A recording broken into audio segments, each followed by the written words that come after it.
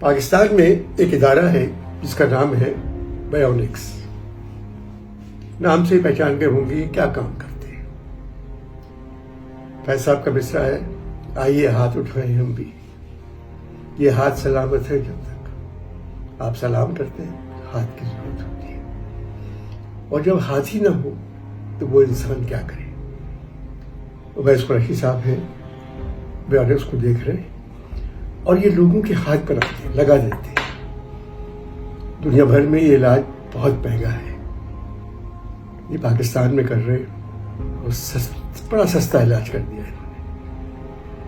رمضان کا مہینہ آ رہا ہے، یہ چاہ رہے ہیں کہ پاکستان میں کم سے کم 500 لوگ ایسے مل جائیں ان کو جن کے ہاتھ نہیں ہیں تو یہ ان کے ہاتھ لگا دیں. ظاہر ہے اتنا بڑا خرچہ اکیلے اویس قریشی تو نہیں اٹھا سکتے، اور یہ مجھے یقین نہیں آیا کہ پاکستان میں بھی یہ کام ہو سکتا ہے. حمزہ میرے ساتھ بیٹھے ہوئے ہیں، یہ دیکھیے یہ ہاتھ میں ملا رہا ہوں حمزہ سے. حمزہ کا سیدھا ہاتھ نہیں تھا، نہیں ہے، میں نے دیکھا ہے، اور آپ بھی دیکھ لیں کہ یہ مگر اس مشین نے جادو کر دیا ہے.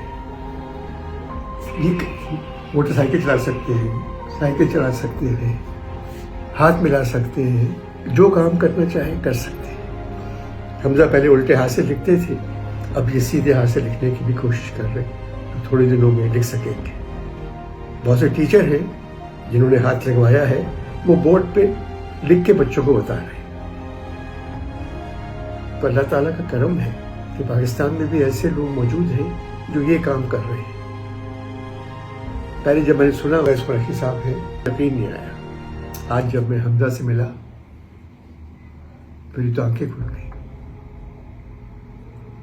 میں 24 گھنٹے پینٹ کرتا ہوں، لکھتا ہوں، اگر ہاتھ نہیں ہے میرا میں کیا کروں گا. مگر اب ایک دروازہ ایسا ہے، وہاں آپ جائیں اور ایک تحفہ لے لیں ہاتھ کا. بہت بڑی بات ہے. رمضان کا مہینہ آ رہا ہے، آپ لوگوں نے میری بات سنی. جو کچھ بھی اس ادارے کے لیے کر سکتے ہیں آپ ضرور کریں. ادارے کا نام ہے بایونکس. پاکستان زندہ باد.